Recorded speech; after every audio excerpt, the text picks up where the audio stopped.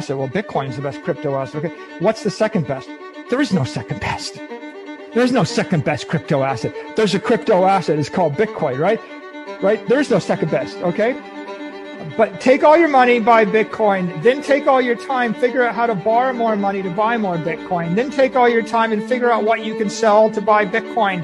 And if you absolutely love the thing that you don't want to sell it, go mortgage your house and buy Bitcoin with it. And if you've got a business that you love because your family works for the business that's in your family for 37 years and you can't bear to sell it, mortgage it, finance it, and convert the proceeds into the hardest money on earth. Nobody knows about that fucking degenerate life when you're fucking down 40,000 and you battle the fuck back. You say, you know what? You know what? I'm a fucking strong, independent man. And you're not gonna tell me I should go to bed. I'm gonna battle the fuck back. And I'm gonna fucking get my money back. And guess what? I got my motherfucking money back. That's right!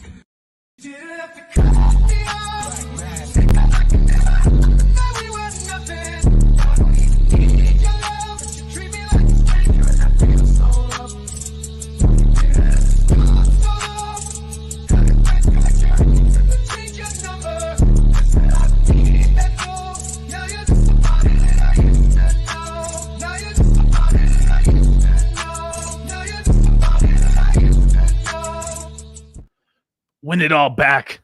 Win it all back. Money isn't real. Money isn't real. But take it all. But what's going on, you guys? Welcome to Dollar Cost Crypto.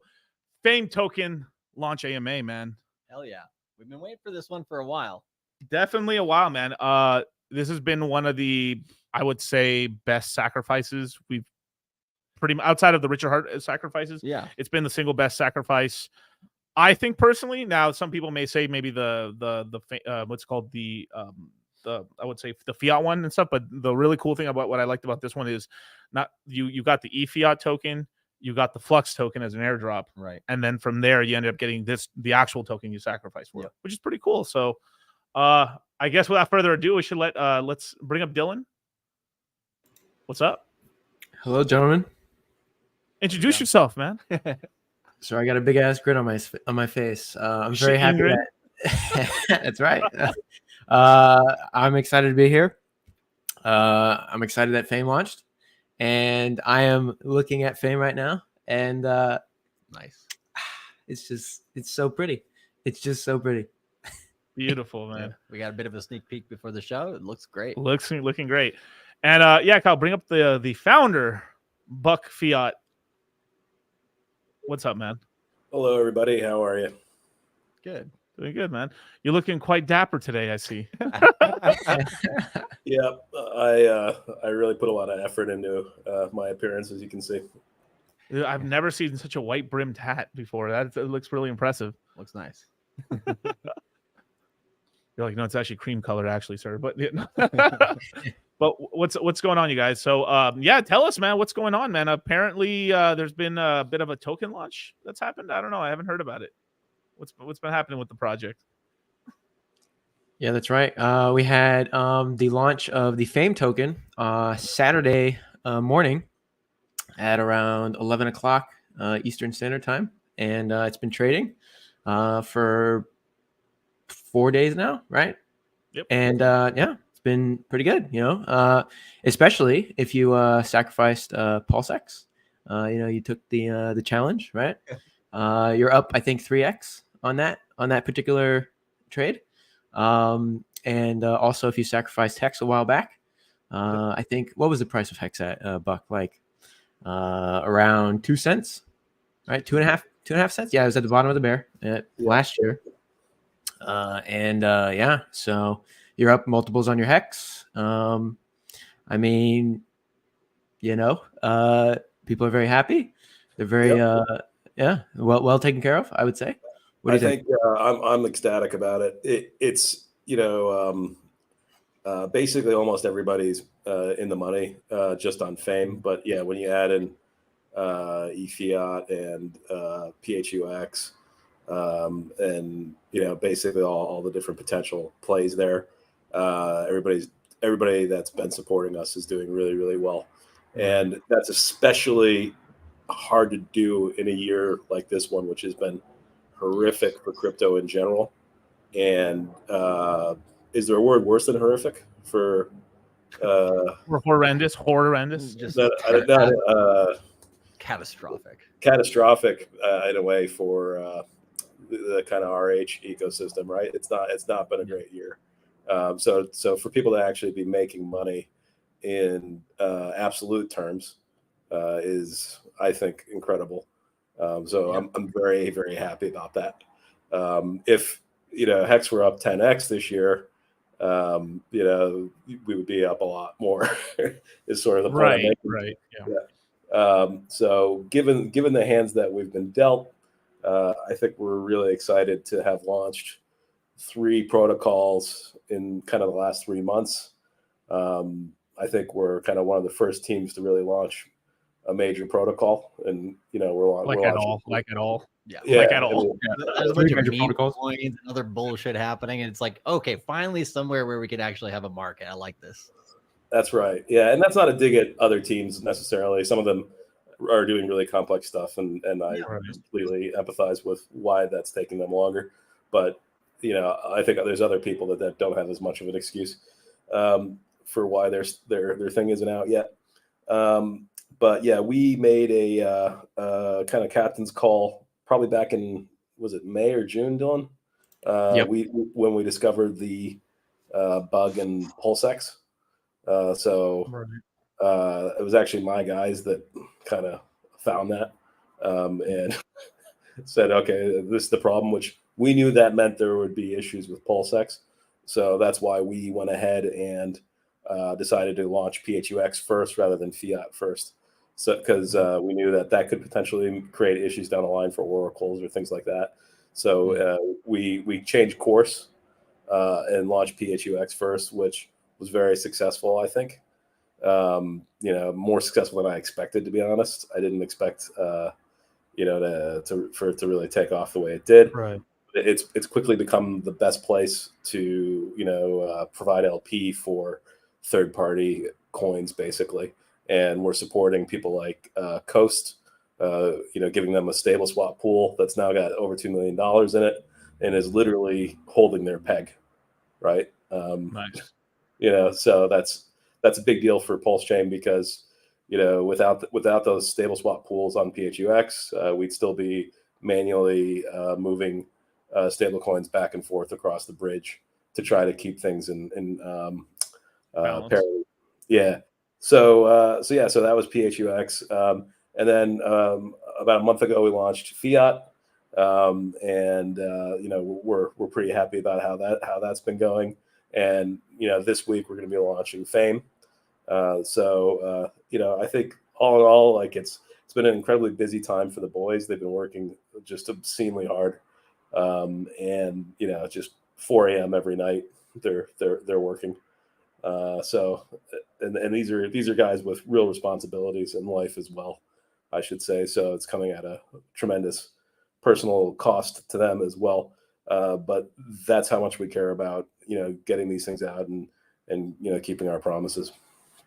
Well, yeah, it's definitely not an easy proposition. I mean, with the crypto itself, right? We're creating a brand new, asset class from scratch. And then, in terms of Pulse Chain and a brand new layer 1, right? Same thing here, but literally from like zero, right? Because the whole chain's brand new since May. And so, seeing you guys come out with the project and successfully, and like you said, in the worst kind of market that we have here, just one of the boringer crypto markets we've had in a while, like all of that, it requires no sleep, right? Like no sleep, gang. You got to really push for it. So no, we appreciate that you guys have actually kind of kept to your word and everything, because I think there's a lot of projects out there that, they keep being like, it's just a managing of expectations, really, right? And that's where, I guess the professionalism of this project comes across versus some others so far. But like you said, there's others that are a little bit more complex.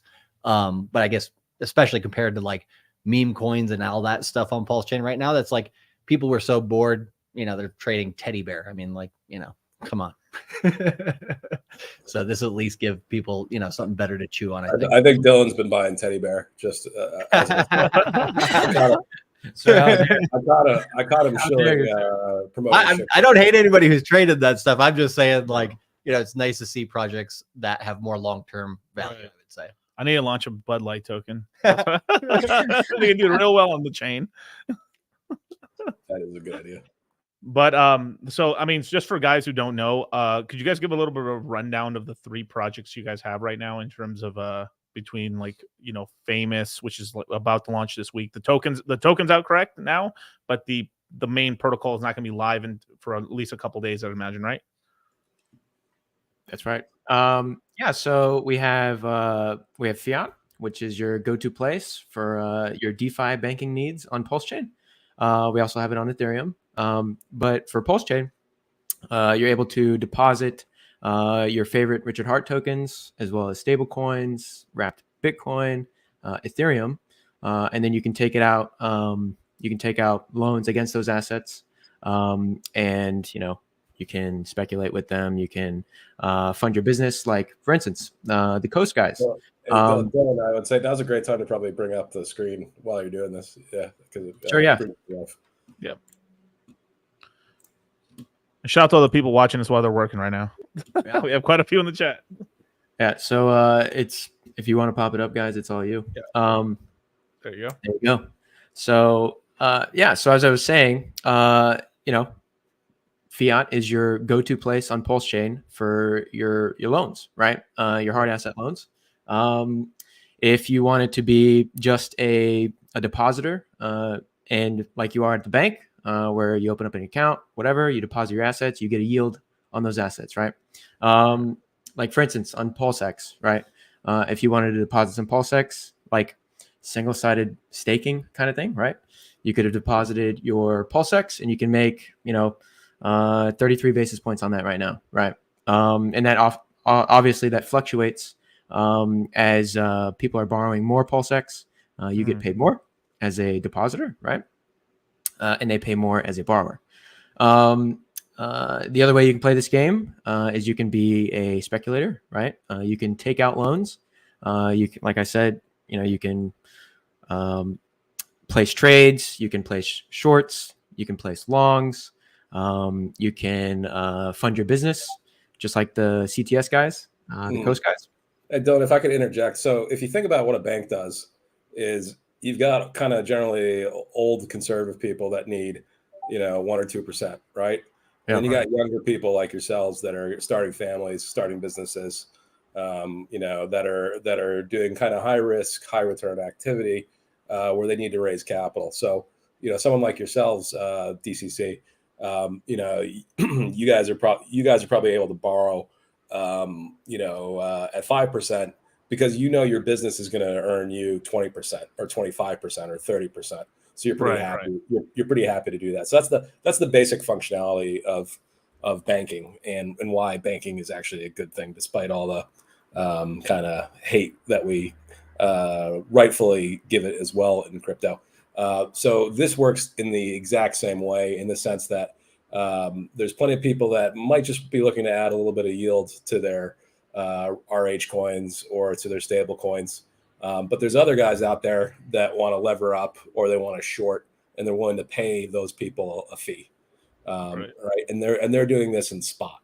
And what spot means is that this is actual on-chain tokens being traded and borrowed amongst the participants. So this is completely real, which is important for kind of the next thing, which is Phame.io, where you can also go long and short, but that won't be spot.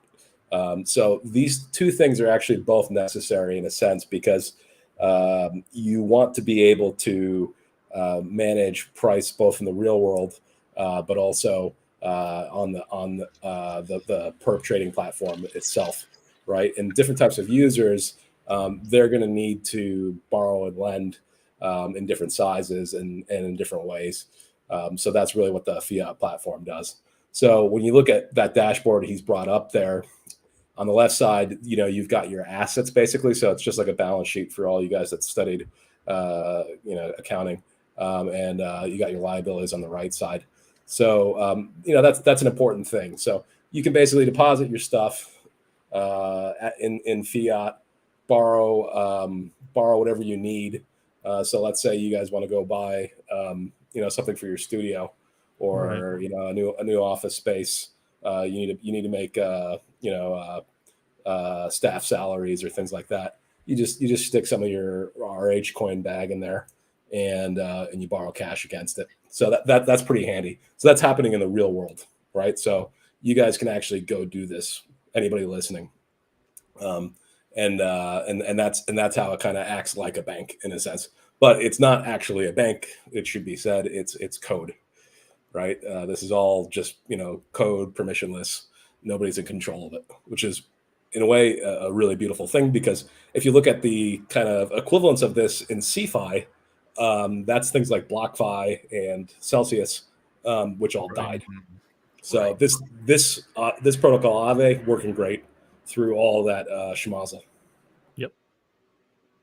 So basically, it's like, because it's decentralized and it's all on chain, it isn't like some like shadow banking bullshit, or like they're just stealing users' funds to trade and lose. FTX shout out. That's right. Yeah, it's all on chain, and that's the important. But that's why Aave hasn't failed, and the same thing why like you've kind of based fiat off of Aave, I'd imagine, right? Yeah, well, and you look at like some of the sharpest and shadiest in a sense guys in the world are guys like Justin Sun, right, who founded Tron, right? And, don't besmirch my homeboy, bro. No, I'm joking. I actually met him last week, by the way, randomly. But anyway, but I digress. But that's an individual that loves Aave, right? And that guy knows every trick in the book, right? And he's played every trick in the book, and you don't see him putting his money with Celsius. Is my point. But he's got hundreds of millions of dollars, if not more, on Aave, just as an example of what I mean. So we've brought this to Pulse Chain. It's a huge unlock for people. So this means that if you like your position, let's say in PulseX right now, you don't want to sell it, but you want to raise some cash quickly. There you go. Deposit there, raise the cash. Nice. Smooth, simple. I like simple. Yeah, and this is like exactly. This is kind of like what we've talked about. This is like the L1 starter pack sort of thing, where you do need these things, and a lot. This is one thing that Pulse Chain was missing, basically, right? And so perfect. I mean, so that's fiat. That's basically you can deposit your coins, borrow on them, and do whatever you like that, or use it to like speculate more, right? Just depending on what everyone wants to do, right? Whether you're in a pinch, you just want some extra capital to invest into a different coin, or lever out. Now, that's the Aave fork you guys have done with Fiat. Now for the next one, it would be what, Flux, right? Or which would be this one right here. And this There you one go. is basically, this one was an airdrop, correct? All 100% airdropped. That's correct. Free. Yeah, 100% free. And that was for both sacks, right? Both the original Fiat sacrifice and then the famous one that happened afterwards, right? Bunch of different things, yes. Including if you sacrifice for Pulse Chain, if you sacrifice for PulseX, we airdropped I believe the Maxi guys. We airdropped the Liquid Loans guys. Ninja, Power City, Internet Money.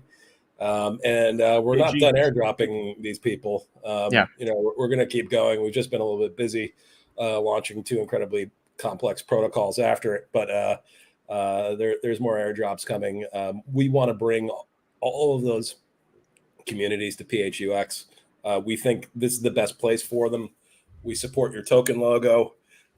You get yield in the PHUX token, which isn't infinite down coin forever yield. It's actually a token that has a touching point to the fees of the platform itself. So in a way, it's like you look at the Coast guys, just hover over the Coast pool bill. So this is a stable swap pool. It's not doing a tremendous amount of fees at the moment, only $73,000 over the last 24 hours, which is actually a lot more than it was doing a few days ago. But it's being paid out quite a bit in PHUX currently, right? So like that's a pretty good deal. In a sideways market, that might be one of your best types of plays. Right. Yeah. It's not too shabby. Yeah, there's a lot of really interesting pools here and stuff in terms, especially you got RH coins or you have any other coins, because that's one thing that, like, I will say that was one negative about PulseX is that it is nice. It is nice that there's incentivized pools on PulseX, but there was a lot of tokens that were launched by community members and stuff like that, and that weren't being really supported. You can make a pool, Right. but there was like no other incentives unless you somehow. I don't even think you had the optionality to give like free coins to the protocol to give you yield. I don't even think that was an option yet on PulseX. So this is kind of why like Flux has become sort of the main hub for basically all the alternative tokens and stuff. I mean, all the Maxi tokens, I mean, the RH Max tokens, all the stable swaps and stuff, your projects, Hedging and all the Maximus DAO tokens and stuff like that. There's a lot of really cool tokens that, like, this is where all the liquidity is at to actually, you get a better deal buying on here than you do on PulseX. Yeah, absolutely. That'll almost always be the case unless it's a Richard Hart coin. But in reality, like if we just got people putting in a little bit more Pulse and PulseX and Hex, actually we would catch up to PulseX pretty quickly in reality, because this protocol is more efficient as well in how it handles these things. So I mean, in reality, I think actually this thing has a lot of potential. And we've had a lot of successful launches here. Like the Coast guys, wrote a nice tweet to us, basically thanking us because we basically got them going, right? We set this pool up. We put a couple $100,000 in liquidity into it, and the users kind of saw, oh, wait a second, we can do this fun yield play here, and now they got 2.5 million. It's a great head start for them. They had no sacrifice. Yeah, definitely. And in which ways is it more efficient, like you said, than PulseX? So the way these pools are routed, and also on some of the fees, right? So I think on one of these pools, there's for the RH coins specifically, there's a 5 basis point fee instead of a 30 basis staking pool. Okay, yeah. So if you wanted to buy PulseX right now, you'd get a better deal if the prices were the same as it is on PulseX. You'd pay a cheaper fee by swapping into the PulseX single-sided staking pool, and you'd get a better deal just because you're paying, what is it, like 8x less, right? If I did 7x less, right? Nice. Yeah. So, and in the long run, the DEX aggregators will come online, and you guys, when you swap, you'll use one of those. So far, the only one that's I think is really good is Piteous. So shout out to them. Some of the other ones, they don't actually support all the DEXs yet, which is a bit silly for a DEX aggregator. Yeah. Not to support the second biggest DEX. You know who you are. but so a DEX aggregator will basically, route these things for you. But from the perspective of an LP provider, you can base it. In my opinion, you're much better off on PHUX, where you can think of this as a sacrifice for your LP, right? So you don't have to give up your tokens forever. You just have to put them on this platform. So it's not a sacrifice like where it goes away and never comes back, but you end up owning the kind of native token of the DEX itself. And I think that model has been working just really well. The people that get this understand that this is just a much better way to provide LP. Like you're being paid the swap fees, but you're also becoming an owner at the same time of the DEX, of the protocol and stuff. And it engages the community a hell of a lot more too when you have people who are building their own projects that are closer to the community than, let's say, the people who are building the actual, layer one, like Richard Hart and everything like that, right? So when you get the community that's basically like, hey, we want this, right? You guys can listen to them a lot better and know what's, kind of going on with the pulse of the Pulse chain community, and, put those things up as needed. Whereas I would say, somebody who's kind of, maybe a little bit more up in their ivory tower would have a lot less, they'd be able to see those things, but because they're taking care of, pretty much the entire chain, they're going to be a lot less likely to be able to take care of those needs in a way that's fast and kind of reflexive to the market, I guess. Yeah. And partnership with us here is very important.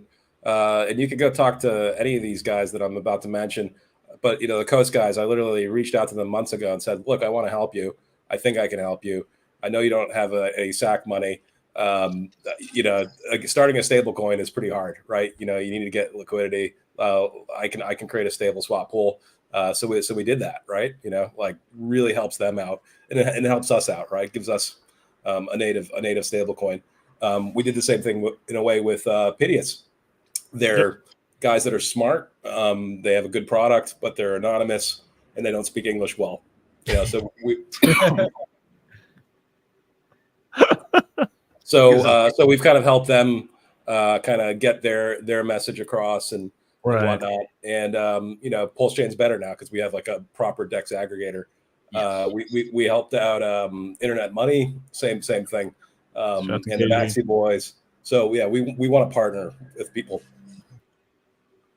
No, and that's the important thing is like that's what kind of was missing and stuff since like RH has been gone.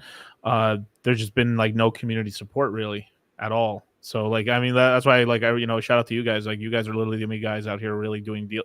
This is kind of one of the things I was chastising some of the other like some of the meme coiners and stuff with some of these like online wars they were doing where like they're like you guys are trying to peg stuff and you guys aren't like you're making enemies instead of friends really. Among the same community and stuff like that, which is kind of that seems like a recipe for disaster eventually, because at some point if you're not pumping, people will stop buying your coin and then you're in trouble. That's what ends up happening and stuff. So shout out to you guys because I think last time I had you guys on, you guys had I think $21 million in TVL. You guys are now at 31 million. So congrats on the extra 10 milli. Not too shabby. Just getting started, I'm guessing. Not too shabby at all, especially in the after the SEC stuff, right? Where basically all the liquidity on the chain evaporated in an instant almost. So, yeah, we're actually growing a lot faster than it seems because PulseX is down probably 70% since we had that conversation. Pulse is down about 60%. Hex is down about 60% since we last convened. So. If you think about it in relative value terms, so the, like if you were to price this in hex, let's say, rather than dollars, we're actually growing really fast.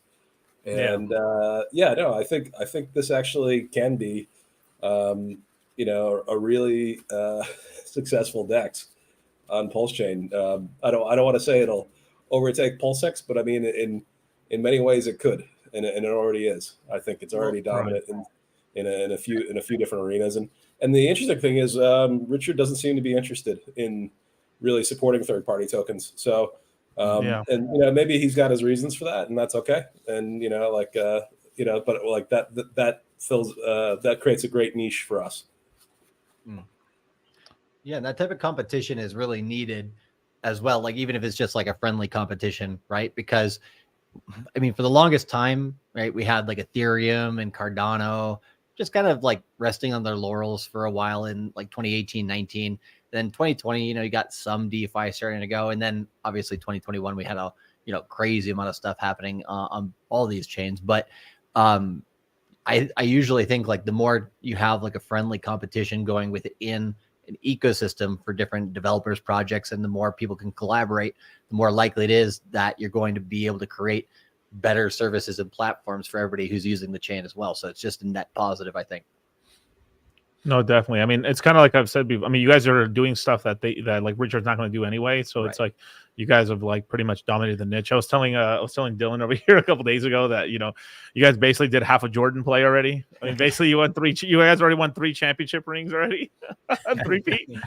And I understand that some projects are, because it's like some are waiting for oracles, some are doing some really complex stuff, but there's just some that are just dragging their fucking ass. Let's be for real. So. I do believe eventually, I think because you guys are launching so much projects and stuff, it's gonna light a fire under a lot of sacrifices asses to get their products up and going. I got an opinion on that, a theory on that at least, which is I think a good question to ask people, because you guys are all about education, right? That's your thing. Is to ask the teams who's doing the development. Is it being done in house? Right. Or what percentage of it, or how much of it's being done by third parties? Because I think that's been a key advantage for us, and a reason a lot of these other sacrifice projects maybe are taking longer is they don't actually have the in-house dev talent, and I think they're all probably relying on the same consulting company, right? Indian developers. Yep. Yeah. Well, it may be even I like that. Maybe even the same ones though, because I think there's definitely like one consulting company that there was a well-known influencer from another sacrifice project who told me one day, she said, "Oh, Buck, I know exactly who your devs are." I'm like, "How?" We're anonymous. Right. She goes, "They're the same as our devs." Like, no. Making my devs don't work on your project.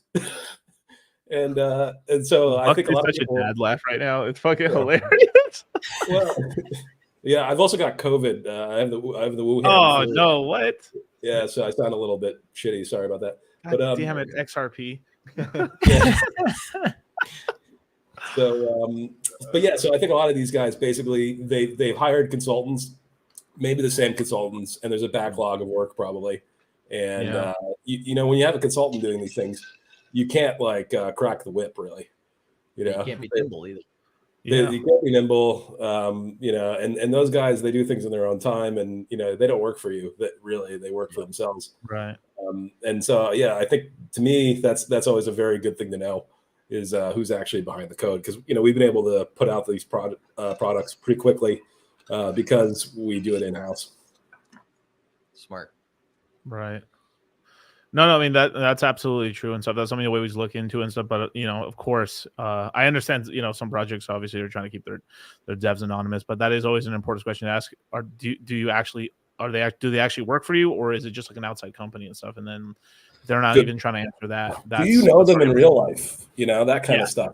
Like is what level of it's one thing if you're internet friends or something like that, but it's another thing if I actually, live with the person and, like I'm there like breathing down his neck every day saying, when launch, right? Like it makes a big difference.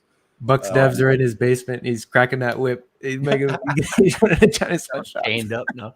Puts the lotion on his skin. All right. So that's Flux, right? And that's so Famous is so Flux basically is a fork of Balancer, right?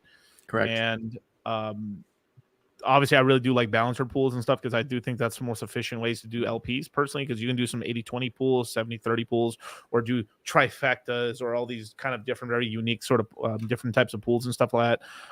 You can look at the maxi pool and stuff. There's like different percentages of tokens in there, but it gives a lot of liquidity to all these tokens on a really effective rate. But but now like so now, like and I, you know, and I appreciate you guys creating that swap because it's like like now there's more than one DEX to yield on and to like kind of look over options in terms of when buying coins, which is really good and healthy for the ecosystem. Now that's project number 2. Now project number 3 is the one, so that hasn't fully launched just yet, but the token's out right now. If people sacrifice, how can people get their tokens? Because it's not just like Flux where it's like first come first serve. It's like it's if you sacrifice, your coins are there, correct? That's right. You have, I think, a year to claim your tokens. Right. So you can take your time. You know, you claim at your discretion, right? If you guys bring it back up, I will show you how to claim right now. So obviously, you go to fatty.io. You connect your wallet right here. It'll say sign in for you if this is the first time you're going to Fatty, right? Okay. And then you'll go to the My Portfolios tab. Okay. Now, make sure you're using the correct address that you sacrificed from, right, into the Phame sack, whether or not it was, you know, on Ethereum or whether or not it was on Pulse Chain. Doesn't matter. You know, it's crazy. Like that is a really key point, and you'd be amazed how many people are just like, you know, glaze over that. And it's just like super simple. It's like, yeah, you would think you would remember that. But there's some people out there who are just like, oh yeah, like that was like what, 9 months ago, 10 months ago. Like, where did I sacrifice again? It's like, you know, that's very important. Yeah. So yes, and as you guys heard in the Twitter Spaces or in the voice chat I had in the Phame Telegram, it's pretty much always user error, right? Like, oh, well, I don't see my shit there. What the hell are you talking about, man? Oh, my points are there, but I don't see my fucking balance. What's going on here? You're an asshole. Buck, give me my coins, Buck. Yeah, you're holding me back. What the fuck? You know. That's why Dylan has a job though, because I don't like dealing with these people because I'm not very patient. Dylan's a nice person, at least. Yeah, I won't call you an asshole unless you really piss me off. Okay, so I'll sit here and I'll be patient. And but yes, make sure you have the right wallet. Okay, you can cycle through them if you want to do that. If you have the wrong one, for example, you click this. It'll say disconnect. Then you pull up your MetaMask, you change your wallet in MetaMask, and then you connect the site once more. And then it'll have you sign a message proving that, you know, this is your wallet, etc. And then it'll bring you to this page, right? And then to mint, you simply click Phame Mint, right? This is just too complex. My dick got stuck in the blender again. Can we start over again? Wait, hold up. And then literally, after you click Phame Mint, right? Now, for me, there is a tab. It says, you know, my gas fee or whatever, and it says press confirm, right? And I've now initiated the transaction to mint my tokens. Okay, it'll take a little bit, right? But once it's done, the balance should move from here, and it should go to current wallet balance, right? If all goes well. Now there is another way to claim your coins just in case this doesn't work, which, you know, I think most people did the other version of it because of it had just launched and stuff, but the mint button should just work perfectly for most people. There you go. Worked for me just now. Bam. See that? Now I have 1,671 Phame tokens in my wallet. And bada bing. There we go. If you guys want to add the logo to your MetaMask, all you got to do, you go to PHUX. You click on, let's go to swap here, right? And then let's say we want to do Phame token, right? Because we want to add Phame. You click this, the little MetaMask fox on Phame, just like that. And you can't see it, but I have now added the Phame token and the logo to my MetaMask. And now I can see my balance on my MetaMask, all that shit. So can you show us how to do that on PulseX? Yeah, so you can't do that on PulseX, guys. Oh, right. Okay. Just checking. Thank you. Yeah. Yeah. So if you want to do it on PulseX, you literally got to go to the contract address. You got to copy the contract address. Then you go to Phame, or then you go to PulseX. You paste it in there, and then, you know, completely backwards. But right here, super easy, super straightforward. You can also add whatever you want, right? So if you wanted to add, you know, whatever, USDT, doesn't matter. You can click the little fox. If you want to add ink, doesn't matter. Pulse Doge. You know, if any of you guys still hold that shit, right? You can add that and the logo. Sure. Ow. Yeah. So bada bing, just like that, right? So, nice. But now we have this exciting thing to show you guys. This is on mainnet. This is Phame. This is on mainnet. This is the test UI So the question is, can I do 1,000x? No. Sure, no. Totally joking. But that's Sort very of not, no. unethical. So that is very unethical. No. You have the option to do 30x leverage. As you can see here, it has a slider for all you guys that have been asking, how do I short hex? How do I long hex? It doesn't have a slider on fiat. How do I do this? Now you have a slider. There's no excuse now. It's really easy. You click long, you go to the slider, you enter your balance, and you go long. That's it. It's just like that. No, Very this is where I simple. go, damn, son, where'd you find this? Right? So this, okay, so we just showed, so basically the token's out now. You can mint it. When will this be available? You said sometime this week, tomorrow, Thursday, Friday, Saturday, Sunday, when? I don't know exactly. As you can see, it's there and it's working very well. You know, we're basically just doing a bunch of cleanup on very minor things that have nothing to do with the protocol itself. All the important back end stuff is running and working really well. So I'm saying this week, but you know, it's really up to the boys to tell me. We think we're ready. I've been using it now for about a few days, and it's basically just about perfect. So there's a few things they need to connect, statistics and whatnot, but none of that's actually essential to the operation of the protocol, right? We'll be out this week is my estimate. So yeah, not today, but you know, maybe tomorrow, maybe in the coming days. We'll be doing a Twitter space for it. And I think this is a big deal for Pulse Chain. I'll remind everybody that nobody gave a damn about Arbitrum before GMX came out. There's a lot of people out there that may not be interested in going along Richard Hart coins, but they sure as hell have talked about how they would love to short them. There you go. Yeah, they're do that. I'm giving you the tools. But just in case any of the listeners are getting angry, going, "Oh, they're going to short my thing to zero." Oh no, let me just explain. As I said earlier, that fiat is spot.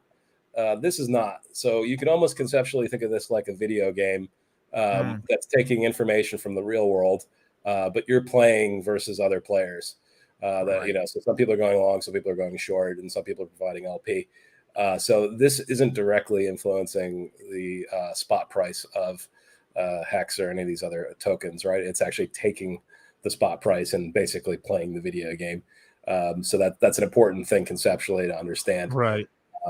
It's a main use case for crypto is obviously speculation, and in sideways markets, this gives you something to punt on.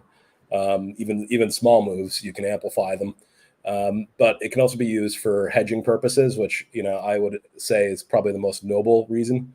So I'm a natural shorter on this platform of RH coins, and the reason for that is because I'm so long RH coins everywhere else in my life. That's a big distinction right there, because most people hear people like, "Oh, I'm short." They never really hear the others. I mean, most of them are just short because they're short. They just hate it and stuff. They're just basically naked shorting, but you're actually using it as a way to kind of like hedge, basically. Could you go a little into that? Because I don't think enough people know. Now, I don't ever high leverage trade you guys and stuff unless you obviously do what you want with your money, right? But and it's gone, right? Don't 30x long on everything or short on everything, guys. That's a super bad idea. But can you explain a little bit in terms of like how you would cover yourself using it? Yeah, sure. So there's a reason these platforms are legal in the real world. And that's because there actually is a noble reason to use them. But the reality is that they're misused by a lot of people. And some of these guys will promote them in ways that are really disingenuous and encourage you to kind of shoot for the moon or things like that. But hedging is kind of one of the original reasons that the securities business, the finance business came around in the first place. 200 years ago, farmers wanted to hedge their exposure to their crops. Yeah. So they created the kind of first derivatives markets. in order to hedge their exposure, right? Airlines, they're greatly exposed to the price of jet fuel, right? So they need to hedge their exposure. I, as an individual, am greatly exposed to Richard Hart just because I create products for Richard Hart's ecosystem. I own a lot of PHUX token. I own a lot of Phame token, right? I own a lot of Hex. So I'm a natural short on this platform because I'm reducing my overall exposure. And there's a reason that most people get liquidated on these platforms. It's because that's sort of their purpose. In the same way that when you buy life insurance, you buy that insurance policy really hoping that you don't have to use it, because if you do have to use it, it means that you're dead, right? So I'm a natural short on this platform. So on a day like today, when things went up pretty quickly, I'm going to put a short on, and I actually did. If I get liquidated again, okay, I might have lost $1,000 here, but I probably made 10 times that or 100 times that somewhere else. Right. So that's one of the useful things that you can do. And you may find yourself in a position where you're waiting for a Hex stake to end. It's coming out in 20 days. But you might think the market's toppy. You could put a short on then and basically kind of cover your risk for that 20-day period or something like that. So there's a lot of really interesting, useful things that can be done with platforms like this that are actually not necessarily degeneracy. Of course, of course you can be a degen if you want. And then the first day it comes out. No, this is my favorite quote right here. And I'm taking a 500x leverage long on Teddy Bear. I'm getting it all back tonight. And it's gone. Right. So I had a question in terms of the pools. So obviously it seems like give me some rope here, but it seems like there's individual pools for every token, sort of like how there's like individual pools for like on Fiat in terms for PulseX. Is it all one pool, or is it all individual? You have to there has to be depositors deposit into all the pools. And are these pools shared with Fiat? It is like an index, like one of the indexes you can see on PHUX. However, yes, it's unique in the fact that it has target weights per asset, right? Okay. So as you can see, the target weight for Pulse is 25%, right? And it's at 9% right now. And the protocol is going to incentivize you to deposit more Pulse, okay, on a fee-based structure, right? Now, the way this works is you'll have these range of assets you can enter in with just one asset, right? Let's go to the earn page. And let's go to provide liquidity on Phame. This is how you would deposit and be a depositor. It's probably worth mentioning that liquidity pool is called PHLP as well, Dylan, first, just so people understand. The PHLP token is a liquidity pool that is separate from the Phame token. So people that want to provide LP on this platform provide it via PHLP, and they're paid 60% of the platform fees, right? But they're basically taking permanent loss risk that the traders are gonna be net unsuccessful, right? So they want the traders to lose. So that's the risk that they take. But what they have exposure to in the meantime is a balanced portfolio of those tokens, and it's basically 50-50. So it's basically 50-50 stable coins and then risk coins, the way that's set up, which is, I would argue, not a bad way to actually invest in on average, right? It means you're never over invested to a sense, and on top of that, you're earning yield, and the yield for PHLP can be pretty, we'll see what it is, but on GMX it's been pretty healthy, I should say. So that's kind of the incentive there. So that's one bet that you can take on this platform. Even if you don't like trading yourself, you may like the idea of taking money from traders, and being paid basically an income with the idea that you think on average they're going to suck, which usually is the case. On average, the Historically, traders yeah. lose. Yes, on almost all of these platforms. Yep.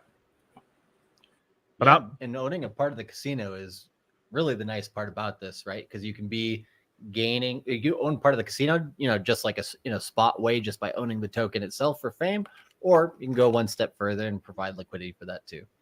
Yeah, and forgot to mention that the PHLP guys, they get exclusively the liquidations, right? So when a position is liquidated, that collateral is given directly to the PHLP guys. So like for instance with GMX, Buck said that the yield was pretty handsome. I believe it was around 80% at times. And they had 9 figures of assets under management in their PHLP or their equivalent, the GLPX pool, right? Yep. Or whatever it was, right? And so making 80% on that was very lucrative, during the downturn of the market, right? Well, especially considering you think about it, what are you being paid in? You're being paid in, ETH and stable coins at exactly the right time.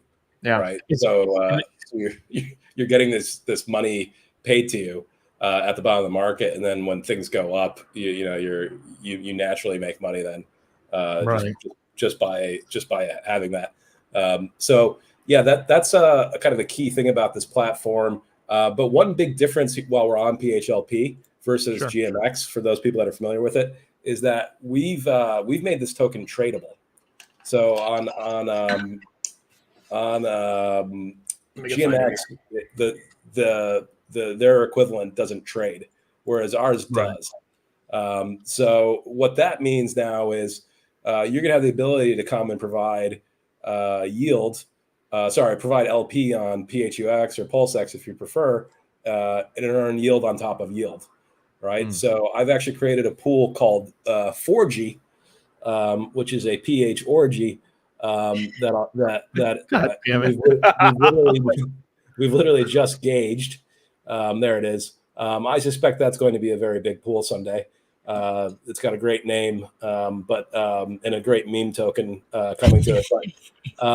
So you'll be able to earn yield on top of the yield that you're earning from the platform that way. And eventually someday, don't expect it tomorrow, we'll have it on Fiat as well. So you'll be able to deposit it on Fiat and borrow against it, right?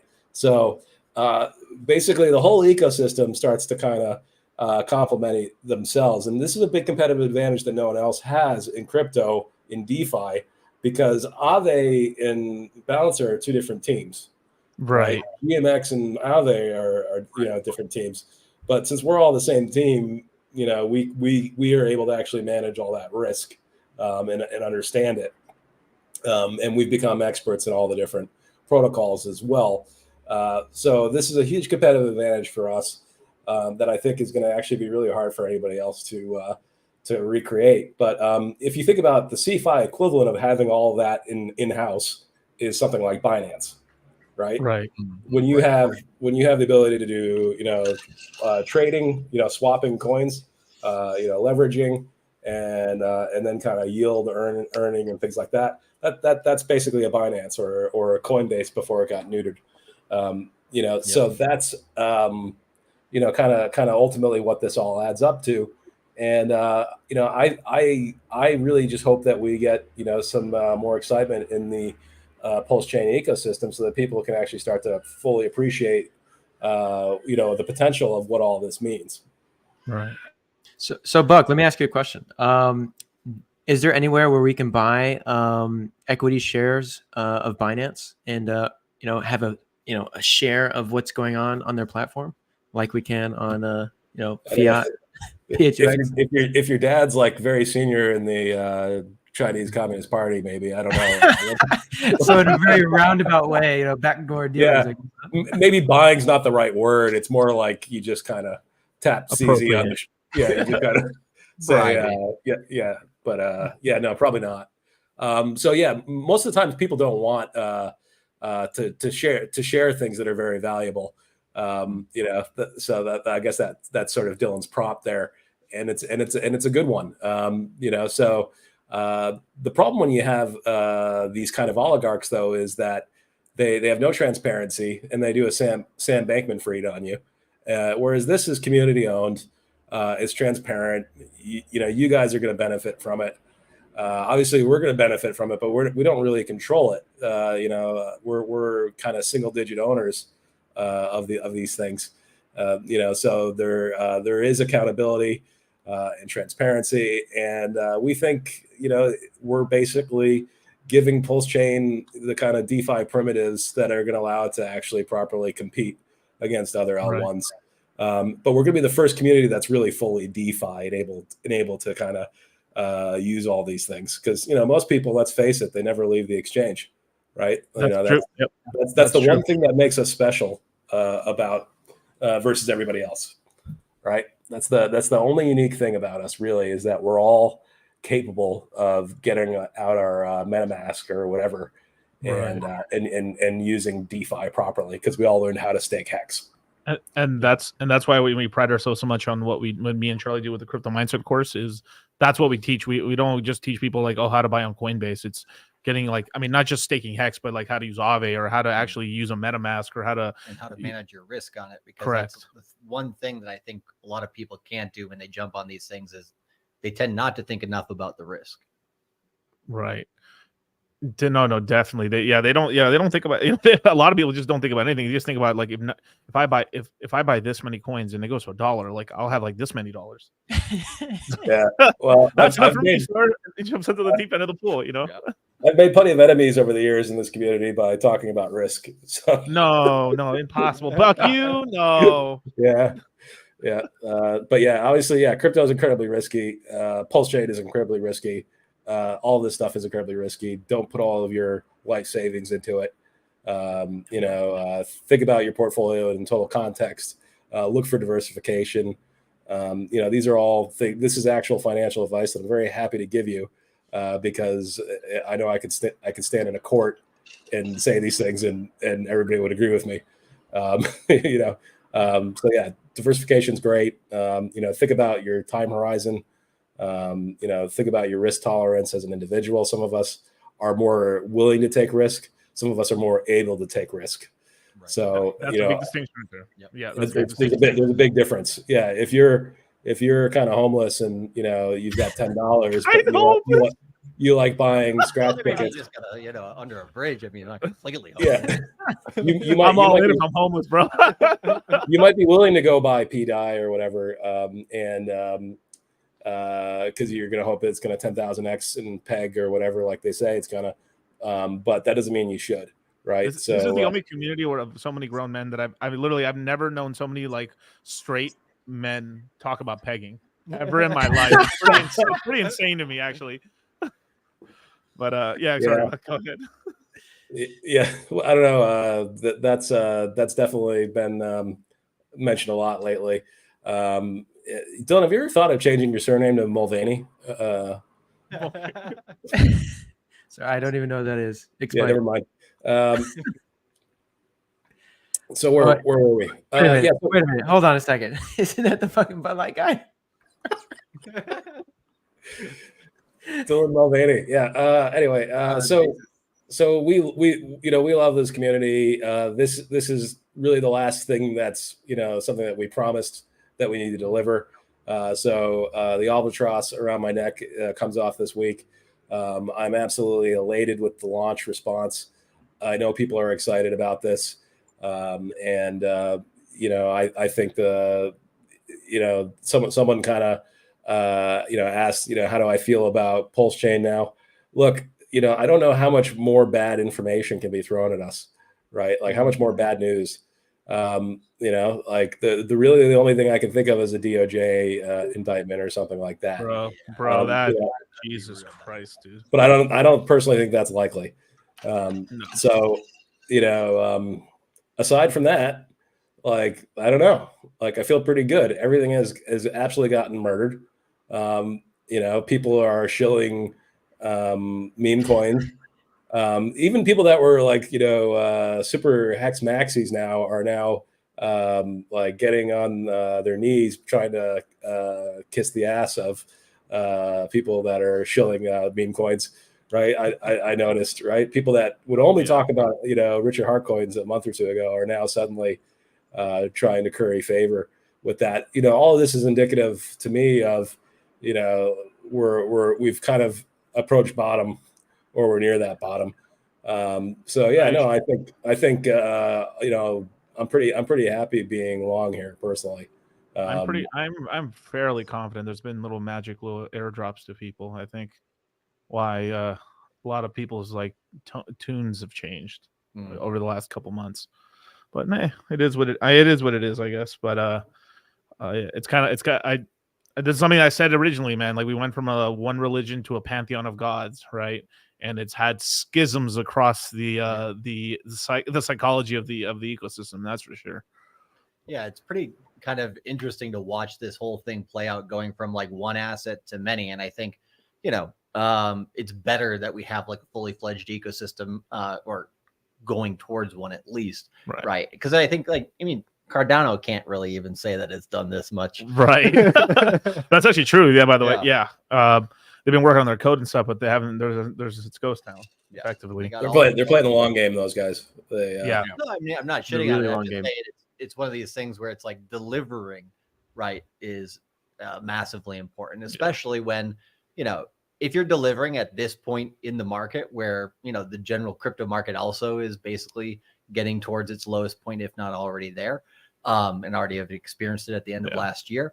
All this type of stuff, like projects actually launching, is really important, because I've seen a lot of projects that are building on Ethereum, right, that have basically just kept pushing back, right, their launch dates and everything because of issues with maybe their funding or devs and different things like that. So the fact that Pulse Chain is, you guys are helping Pulse Chain to basically become like more fully fledged is massively important for the ecosystem. And I think it will start attracting other development from other communities, and be like, okay, Pulse Chain is actually doing something interesting here. I can make some money, or even if they hate it, like I can short it and try to make money that way, and then take liquidity out of the ecosystem. Right? I'd invite those people to try. But yeah, a lot of other blockchains and other layer ones, can't even say that. So yeah, like Metis, and there's a lot of ones that kind of had failures to launch. Right.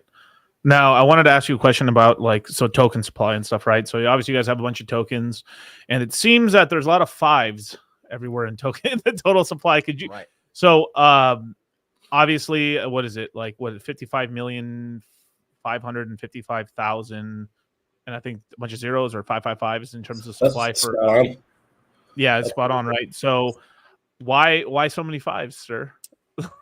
I think if we can remember, it was an homage to the Quattro Cinco Club on Hex, if I'm not mistaken. What's that? So as a brand new Mexican, I don't know what staking is at all. Like, what is this? What is staking? I only know liquid bags now. Did you even know what Fiat stands for, sir? It's an acronym. Yeah. I'm shocked. I'm so shocked right now. Pulse and Hex investor allocation tools. I mean, come on. Like, nice. There you go. I like that. Yeah. That's what we're all about. We build tools that allow you guys to manage your Richard Harcoins better. There you go. That's we're not here creating a meme coin, that's taking away energy from your Richard Harcoins. We're not here, trying to, suck you into a contract that's unverified so that we can, rug pull you. No, we're building things that make Pulse Chain and Hex better, that we really need, to kind of compete with any other L1. And there's a big difference between that and kind of the other stuff. Shout out to memes. Somebody thinks I'm hating on memes. I know that I'm sort of ambivalent towards memes. Right. But the idea of meme coins, but I'll just say this: like, after a while, right? It's like, okay, I want to actually be able to work with something that's or do something more than just a pump and dump. Can I give you my take on memes? Meme coins? Yeah, go ahead. Go for it. So Richard likes to say the only people that make money in crypto are founders and hodlers. I actually think Richard's wrong about that. I think the only people that make money in crypto are founders and people that are very close to founders, right? And that's especially true in the meme coin game. So basically, if you want to make money in meme coins, you probably need to be the originator of the meme coin or of the scam, or super, super close to that person. Because it's very easy for those people to basically start with a very low market cap, zero market cap, and push it to infinity, and advertise 100x return. I could do that in like literally 10 minutes, like with Bud Light coin, like you said. But the problem with that is it's probably unethical or immoral to kind of be one of these people. So personally, it's not something I want to be involved with. But if you're not one of these people, then you're probably the sucker. And I know that a lot of you think you're making money, but on average, you're not. Is the reality?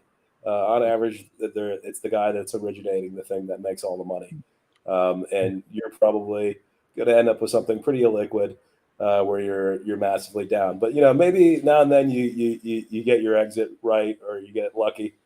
But I think most of those returns are not actual useful returns that you could put real adult money in and get. That 100. That's a big one. I was gonna say, in a way, it's Russian roulette when you look at it that way. Yeah, like no, it's worse than Russian roulette, because Russian roulette you live 5 out of 6 times. Because like but yeah, because I had people asking me why I didn't put more money into Pepe, because like the original Pepe coin, the one on Ethereum, right? Like I made a bunch of X's on that one, and people were asking me, Miguel, why didn't you put like a bunch of, like, who the fuck in their right mind would put like 25-50% of their fucking portfolio in a fucking meme coin? Right. And like I put a decent amount of, I put like a couple grand into it, and it turned into 6 figures. But how would I have known? Like even me liking all these memes and stuff, like how the hell would I have known enough to put 100, unless I was a part of the fucking scam, or I knew it was a part of, that's the thing. I wasn't. Like that's the whole. I just like, this could go viral. Here, I'll take a shot on it, and it went viral. But that's a big distinction that you said that was correct. That a lot of the times the guys who got it, like there was a bunch of people minting certain coins when they were dirt cheap for no reason. Weird. Right. Yeah, and the other key nuance there is you said $1,000, right? Like that might be a lot of money to you if you're 20 years old, but when you're 30 or you're 40, or whatnot, and you're now sitting on a portfolio that's in the millions, you actually need to start to invest, really $100,000 at a time, right? To make it worth your energy, right? And there's really not that many things out there, in that space where you can actually put that kind of money to work and actually be liquid, right? Right. So that's a big difference between that space and running something like a like a GMX fork like Phame or an Aave fork, is that people put real money into that. There was a guy that put $1 million into Phame. He's now up like probably 2x. Right. There was a guy that put like almost $700,000 into Fiat. He's up many multiples.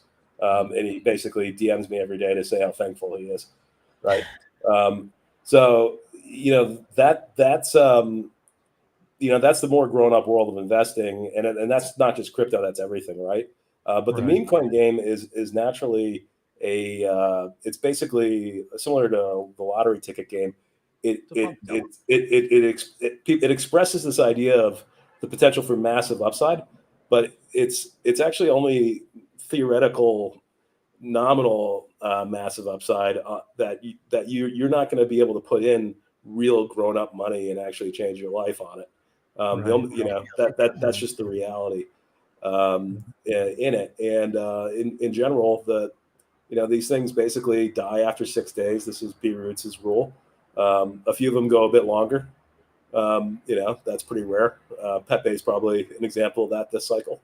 But there are exceptions of there are exceptions if they're big enough and stuff, like the Pepe on Ethereum or Shiba Inu or Dogecoin and stuff. Yeah, but Ethereum has a much more full-fledged ecosystem. Exactly, that liquidity is there for people to go into versus a brand new chain. Right.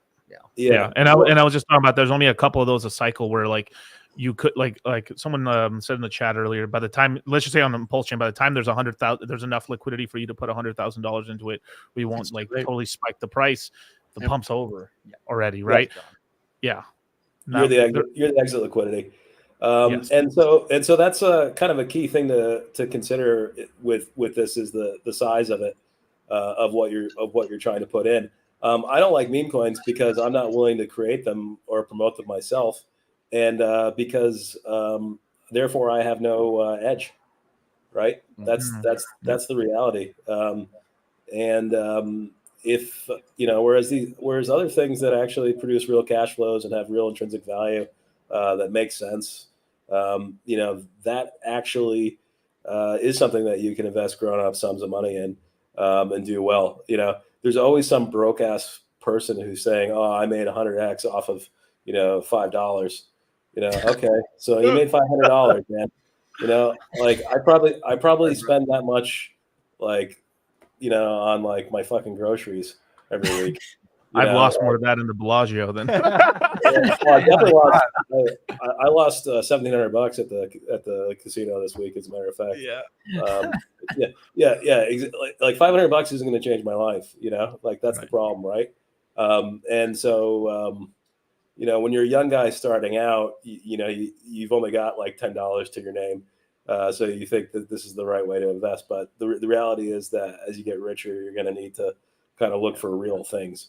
And meme coins, they're not really doing it most of the time.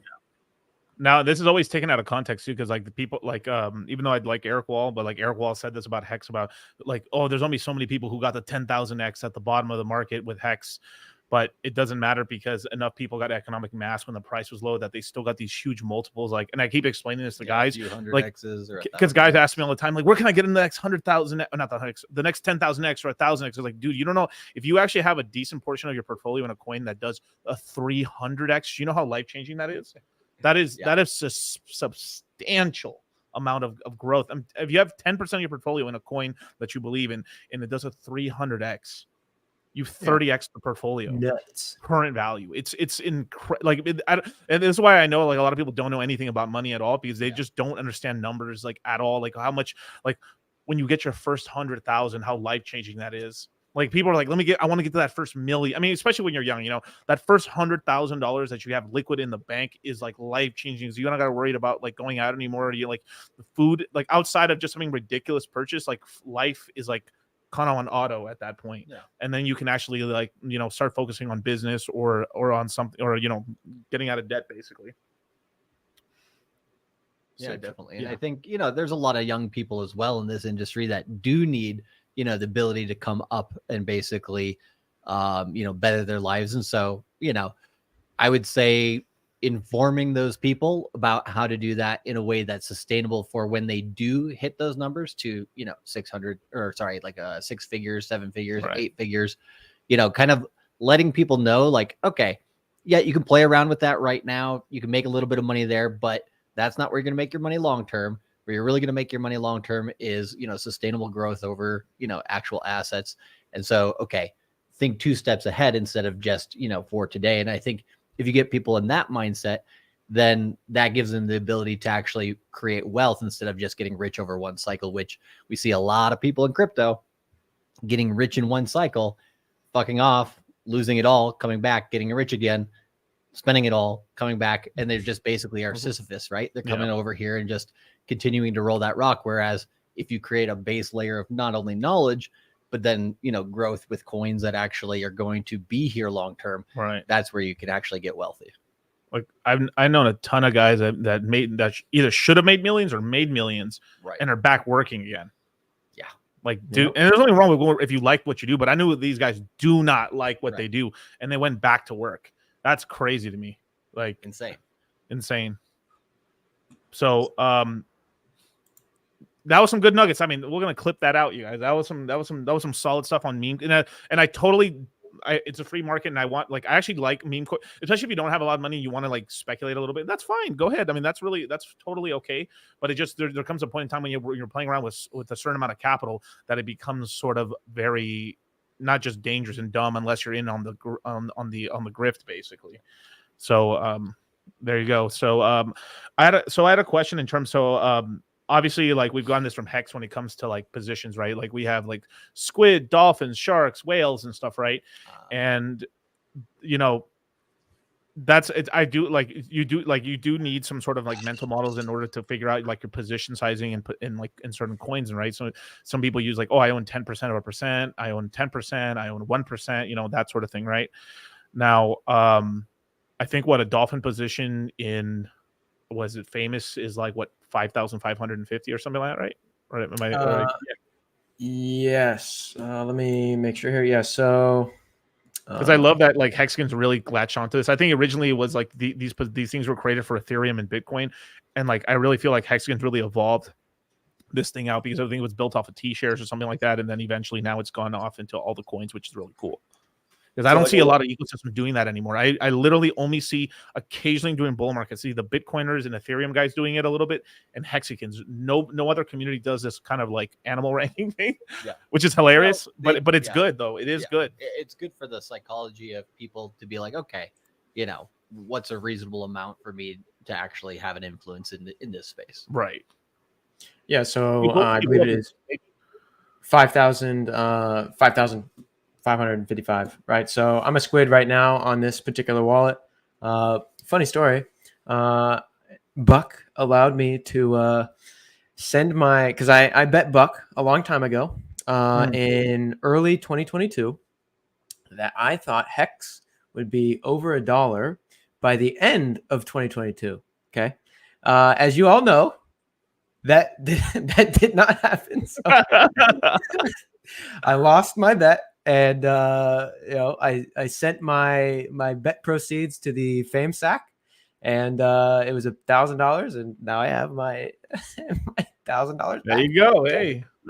So thanks, Buck. But you know, hey, here You're we welcome. are. Yes, Company thank you. wins again. But yeah, so I've staked 1,000 tokens. I have a squid position.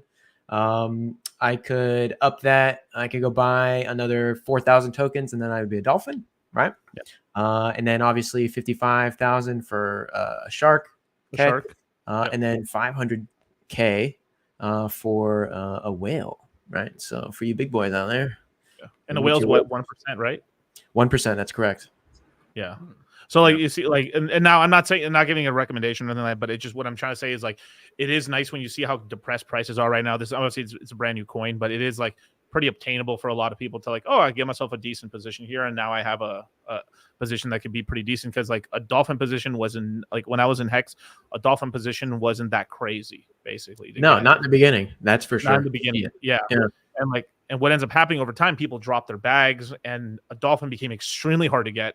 And a shark even rarer because the sharks started falling off, and a lot of like there was a lot of like double sharks and a lot of like a lot of guys who owned multiple dolphin wallets. So like so if you actually looked at the numbers, it was way less people than you actually think that actually controlled that and stuff. So hey, just some food for thought basically. But so when it comes to the Phame token, right? So obviously it's a 60-40 split. The LPs get 60% of the fees, and then 40% of the fees go to the stakers of the token. Now the yield that's earned in the LP doesn't create more Phame. All the Phame token exists now, correct? Correct. So there's no inflation. Yep, that's it. What you get, right? If any of you guys feel charitable, you can burn your Phame tokens by sending it to the 0x. However, I suggest you don't do that. But hey, you're more than welcome to do that, right? But yes, it is a fixed supply. There is no, Ponzi-nomic in terms of, inflating or anything like that with the Phame token, right? It is linear. So either you stake your coins and you get your share of the revenue, or you don't stake your coins and your share of the revenue is not given to you, right? It goes to the treasury. So, and the revenue that you are paid for as being a staker, you get in PHLP, the liquidity token, right? Which you can redeem for a variety of assets, or you can redeem it for just one particular asset. Whatever you want, right? You don't have to even redeem it, right? You can just keep the PHLP token and earn you could slowly become a liquidity provider on Phame just naturally by staking your Phame tokens, right? And you could keep it, right? An idea. Yeah. Or you could get yield on yield, and you could take your PHLP, chuck it over on Phame, right, and go farm over there on PHUX, right? So you can. There's the tokenomics here. There's a lot of flexibility and a lot of directions you can take your tokens, and you can do very many things with all of this stuff. So. Now, let me ask Michael Saylor what he thinks and stuff we should do and stuff. So let me ask. Well, Bitcoin's the best crypto asset. Okay, what's the second best? There is no second best.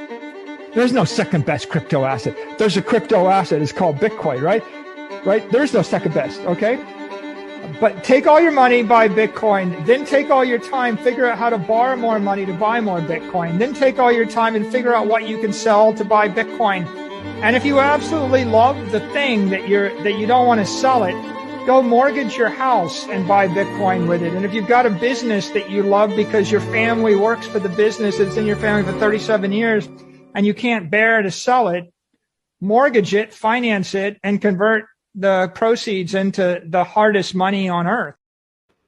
So effectively, I should mortgage my business and leverage it all on Phame, baby. Dude, I still to this day cannot believe you said this shit. Hey, if you can't risk it for the biscuit, you're never going to be famous, right? You know what's really fucked up is that was at the top, man. That was And what wasn't he getting mad at? What's his name? He was getting mad at these. He was getting mad at Ben Cohen on Cohen, right? Stream because Ben Cohen was basically saying that Bitcoin might be overbought now. We might be going towards the top of the market. He was like, "No, I create the narrative here." I watch that and I really wonder, okay, if the SEC wants to go after somebody, that guy is a CEO of a public company, right. So he's basically saying that this asset that his company owns is going to go to infinity. Massive conflict of interest. He's saying this to retail investors. He's not couching it with any of the here's the risk or anything like that. Hey Gary, what the fuck are you doing with Richard? Go talk to this guy.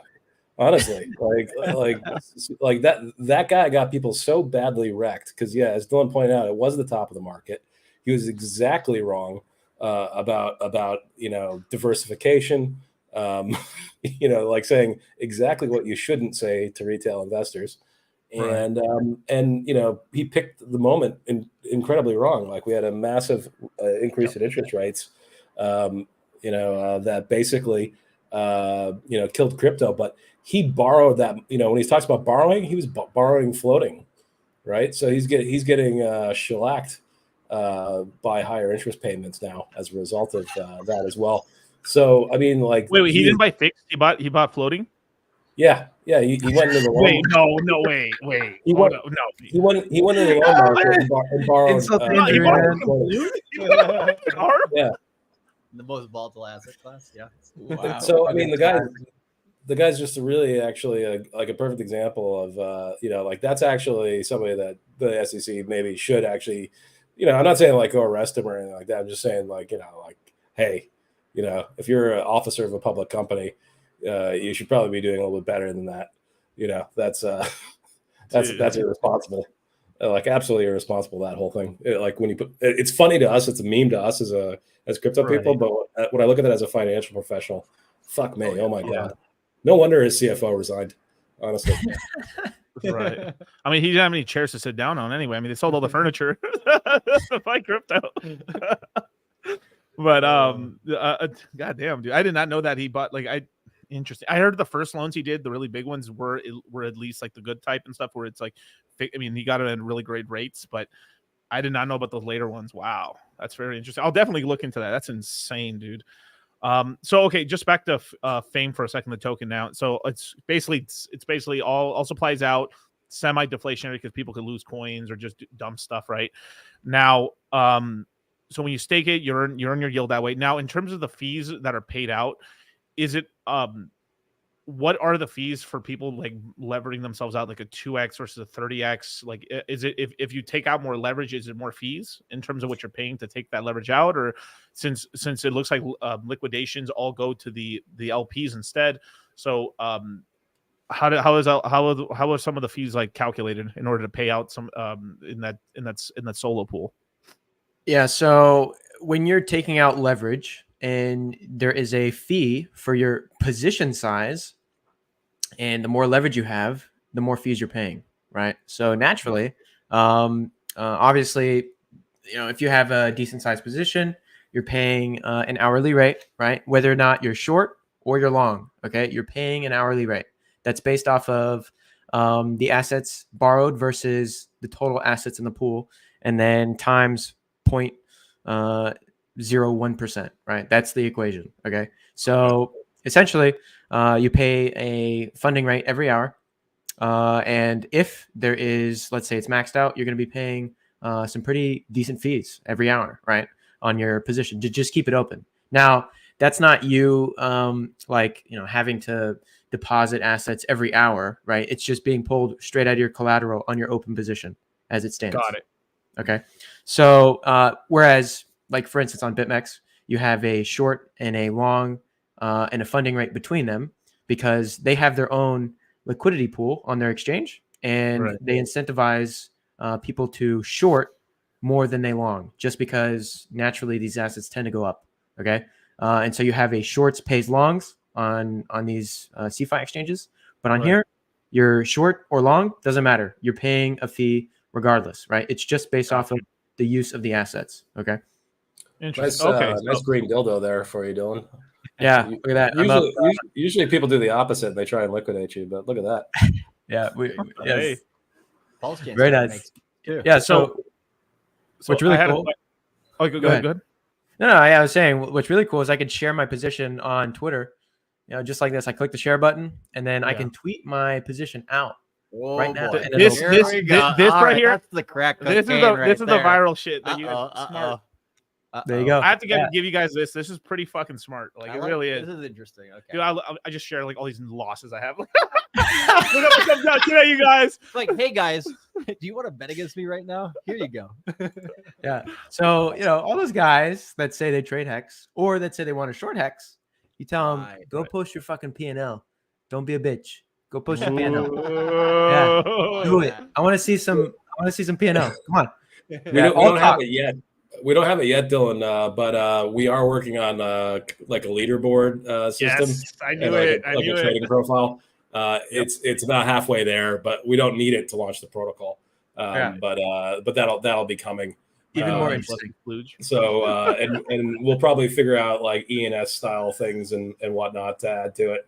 Nice. So we want people to come and brag about their trades and when they get it right and wrong. Can you guys go ahead. Sorry. Oh no. Just I was gonna say so this is a couple things, right? Like that you guys are building out in addition, like after this thing is launched, like over, let's say the next year or 2 years during the bull market and everything. What kind of roadmap do you guys see with either just the Phame platform or the others that you're working with? Do you see like adding on quite a bit of these different tools to keep people in the game, or how's that looking? Yeah, so we don't have a roadmap. There is no roadmap. This is a purely decentralized protocol of a fork of GMX. Don't expect any work from us whatsoever. What else? What am I supposed to say, Dylan? Be pleasantly surprised when things happen. No, nothing's even going to happen. It's just no. There you go. Yeah, there's your protocol. It works. You're welcome. That's how I'll answer that question for kind of obvious reasons. On a separate note, boy, do I like to fucking win. I really, really like to win. Boy, do I like to fucking win. Who doesn't? Yeah, that has nothing to do with what I said before that. So yeah, let me just. Of course. Yeah. So, okay, I had a question in terms of like the fees generated per hour and stuff. So let's just say as an example, right? Because I had somebody ask me this before. let's just say I'm longing as an example. I'm like 10x longing an example, right? But the price isn't moving; it's just staying flat. So I'm just being charged the hourly rate. I'm not being. Is it just taken away? Let's just say at $1,000 and over a 3 days, as an example, it goes. I'm left to like $800. I know that's not right, but just in this example. Does that is it still based off percentage? Let's say the price goes down and then I get, if it goes down 10%, then I get liquidated, right? But let's just say the price stays the same for the next 10 days. Is it like it isn't like I lose if I lose 10%, if I go from $1,000 to $900, I get liquidated, or does it just stay flat like that until the price actually moves 10%? Yeah. So if you're familiar with these derivative exchanges, it works in a similar way to where your stop or your liquidation price, it just slowly moves up over time, right? Until you fund your position. So like if I wanted to lower my liquidation threshold, I would deposit assets and I would lower my leverage, right? So I would keep my overall position size, but I would deposit more collateral and it would then lower my risk. Okay. Similar fashion, if you're just let's say the market is crabbing, which means going sideways, like DCC was saying, and it does that for a couple of weeks. Your collateral will be slowly eaten away every hour, right? Because the leverage is not free. You're paying a fee to hold that position open for the potential exposure to the upside or downside, whichever it may be in your case. Okay, but you are going to be paying a fee, right? So the stakers of the Phame token, they thank you, and the providers of the PHLP token, they also thank you for your positions. Yep. Okay. That's just because I've had, that was just a question I had people ask me that in the chats the other day. So perfect. Let's see. Oh yeah. Yosh Deep had a pretty good question right here. So it's like, let's see. I think he's asking if you have to pay a premium while it's open or just one-time fee. Yeah. So when you open a position, there's a fee. Okay. If you're, let's say, even if you wanted to open a hex long with pulse, right? So what's going to happen on the back end is it's going to take your pulse and it's going to swap it for hex. So you're going to pay a fee there. And then you're going to open a position and you're going to pay a fee. And then after that, you'll be charged hourly, and you'll be charged the hourly rate down here, right? It'll be your borrow fee. It'll say it right there. If you go to, let's see. And will the borrow fee change based on like liquidity in the platform or anything, or is that a fixed rate? Yeah, so it's floating. So it depends on use on the protocol, right? So if, let's say, a lot of LP is added, but the positions aren't, there's not more positions opening up, your fees will be cheaper. Okay. If, let's say, the liquidity stays the same and more open positions are opened, your fees are going to be a little bit higher, right? That's just the math. Perfect. But you can see the estimate borrow fee. I'm paying 1 penny. Let's see here, open close fee. So yeah, I'm paying $2 to open and close. So P&L after fees, I make $1 on this trade if I close it right now. But yeah, you can see your breakdown if you just hover over right here on this when it comes out, right? Don't close them, bro. You need to at least make a bag of hot Cheetos, bro. So I need 100x, please. Next one. Hey, Paul's is about to break out right now. We need this platform. Yeah. If you're a TA guy, the chart looks very healthy right now, gentlemen. Dude, I actually saw someone on Twitter crying that like McChickens were $4, bro. I was wait, what? Yeah, so I guess in the UK, like the price have gone kind of crazy and stuff. So like, so the dollar menu McChickens are now like $4 to $3 depending on where you're at. Hilarious. Wait. So you said the dollar menu McChickens are now $3 or $4? The dollar menu doesn't exist anymore, bro. What? Yeah. So like McChicken used to buy the dollar menu is now like $3 or $4. Yeah. My God, you guys remember the $5 footlong on Subway? That shit's $10 now. Isn't that nuts? Yeah. Damn. But then Jared got in trouble for giving it to kids. So there you Jesus. go. And we're right. And rug. There you go. Oh boy. But 555 deal. Shout out Domino's. But for all the OGs who know. But no, definitely, dude. Yeah. So that's obviously that's really cool. So yeah, obviously, you guys are basically, I would imagine you guys are going to announce it when, hey, it's going to go live at this time, and you guys are going to launch it with an AMA. I'd imagine through like Twitter Spaces, right? Yeah, we love Twitter Spaces. It'll happen quick when the decision's made. Yeah. So I'm literally just waiting for my partners to say I think we're ready from our end. I'm ready, like from my end. So Perfect. so yeah, it'll be any day now. Beautiful. Yeah, I'll make sure you guys, when you see that, retweet it. You guys, I'll definitely be retweeting it. Oh yeah. Oh, and just shout out to anyone in the crypto mindset course. Buck and Dylan are going to do a little presentation in the course as well and stuff. So if you want to ask Buck a bunch of questions about meme coin, no, this is your Yeah, he loves that. this is your Yeah. chance, you guys. But no, yeah, definitely. The guys like Buck and everything. Guys like Dylan, they tolerate Dylan. They tolerate. No, but yeah, we'll be definitely having these guys and a couple other token founders as well in the crypto mindset course. We've got actually quite a lot of token founders from like a lot of ecosystems coming on. Got a stuff. handful. Quite a handful and stuff. And well, I can't say no. I'll wait.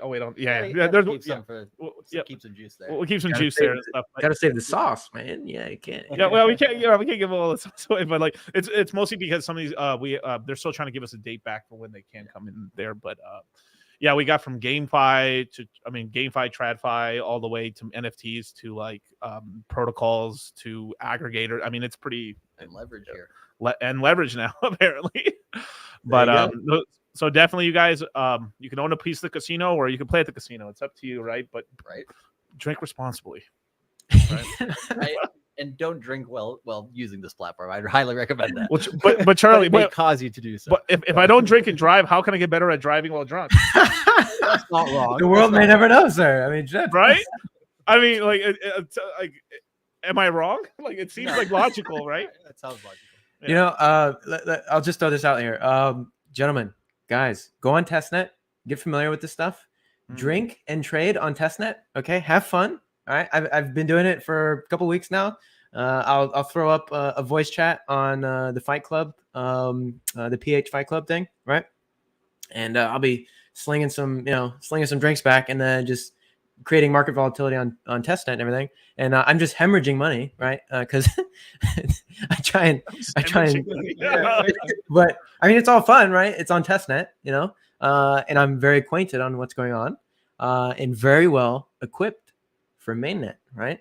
Perfect. Guys, I cannot stress it enough. Go use testnet, get familiar with it. There's a couple days left, and then we have mainnet, right? And then you got to get caught up to speed on mainnet, right? So, please. Yeah.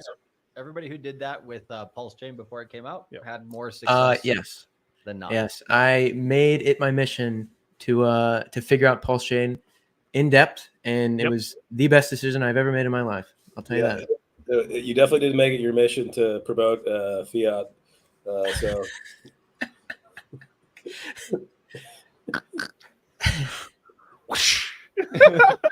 exactly.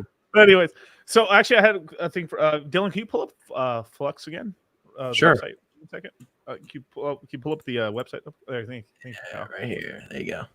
So I had a question. Yeah, with and stay right. Whoops. Yeah, I want to talk about the orgy pool. Orgy. Orgy. Oh, I'm sorry. Orgy. I'm sorry. Oh, hold on, let's go That back. means There we go. There's 4 dudes and no. And we're back. So I had a question about this, right? So obviously people can, so the main token there, right? You're able to provide liquidity and deposit it. So how does it work if as an example, like I wanted to create this LP token and then I wanted to deposit it into a famous, is there like an additional, like, why would I deposit into this pool versus just depositing it into the main pool on the protocol? So there could be instances where you need liquidity right away. Let's say later on down the line, the PHLP token is added on fiat. Okay. And there's a delay when you're providing liquidity on Famous directly and you're buying the PHLP token to kind of prevent gaming. You have a 15-minute wait period. Okay. So if you needed liquidity in a pinch, you could buy it on the market, right? You could trade it.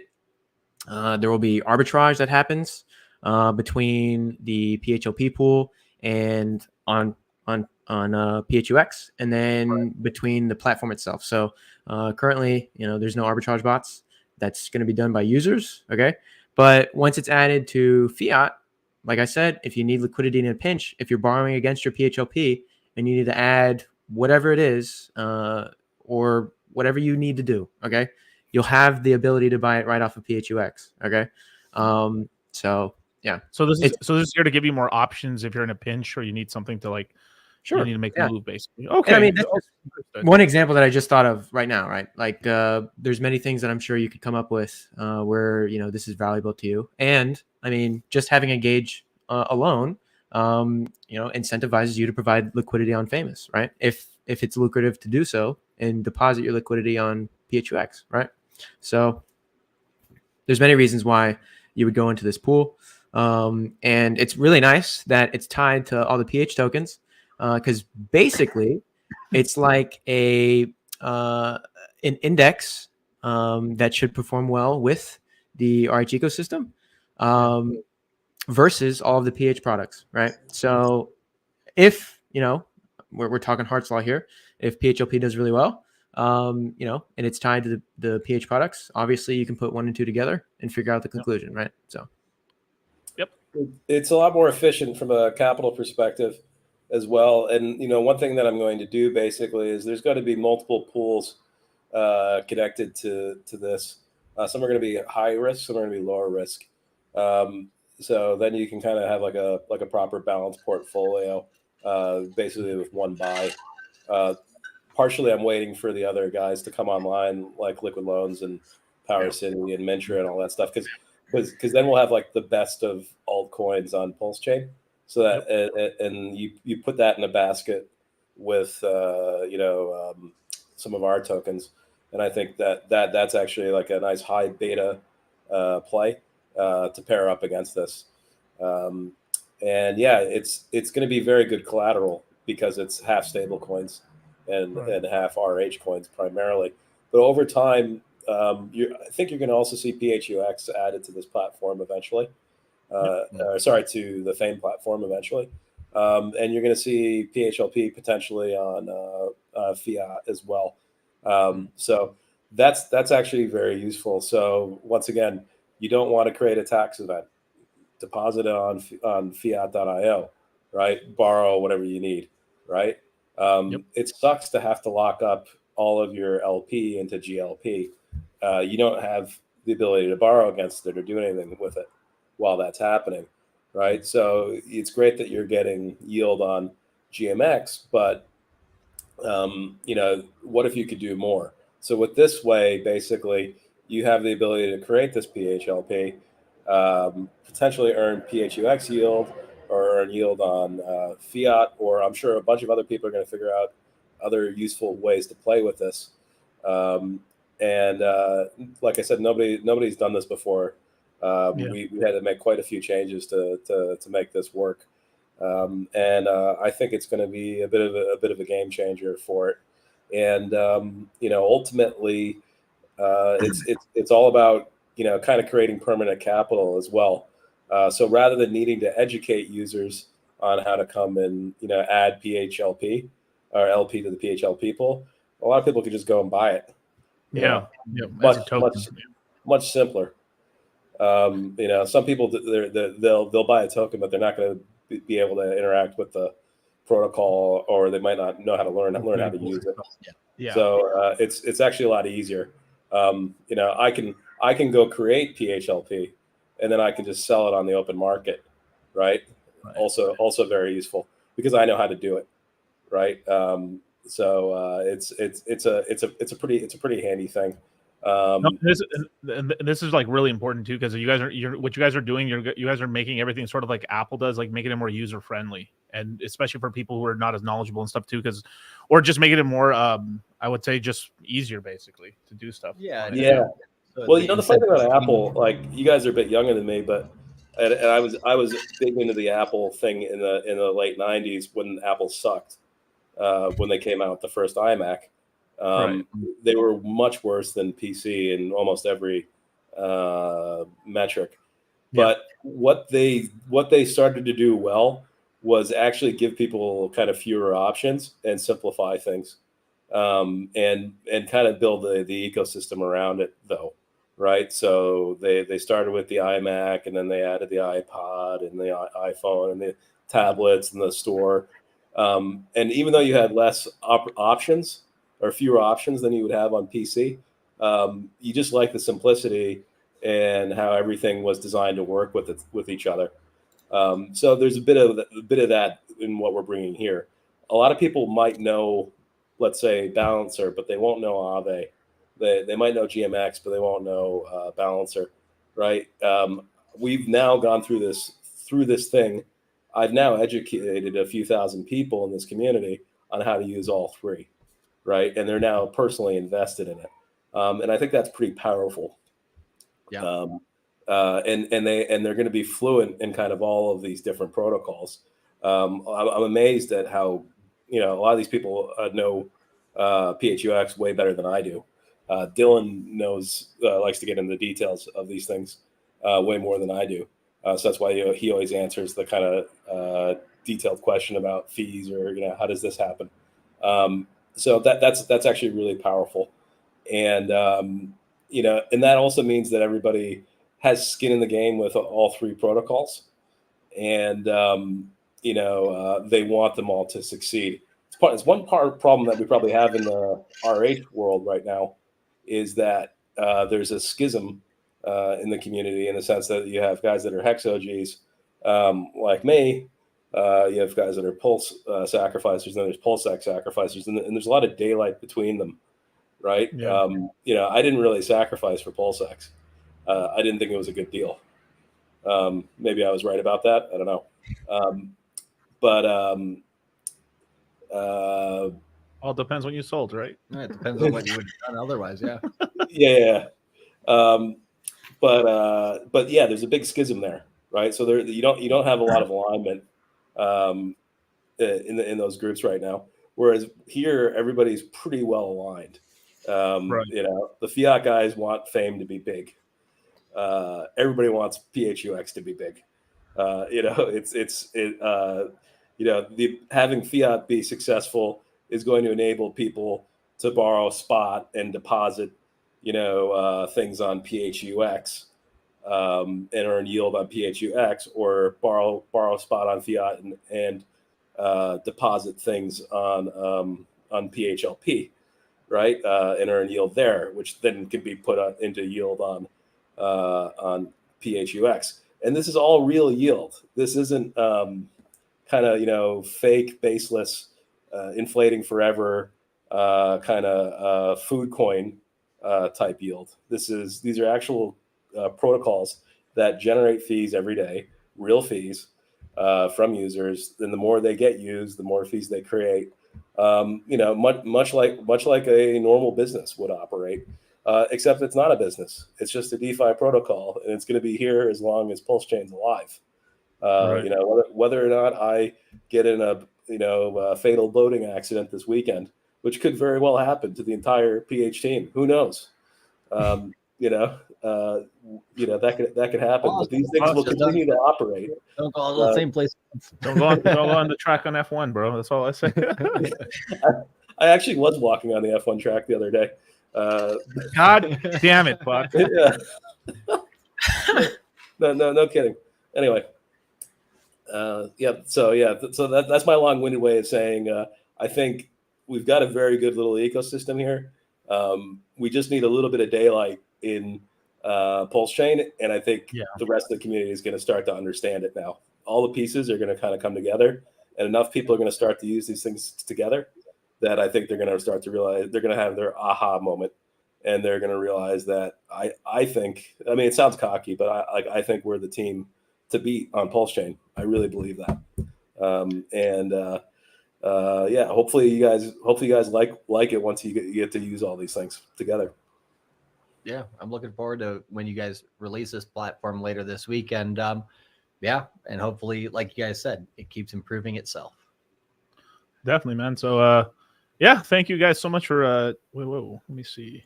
Bam, there we go.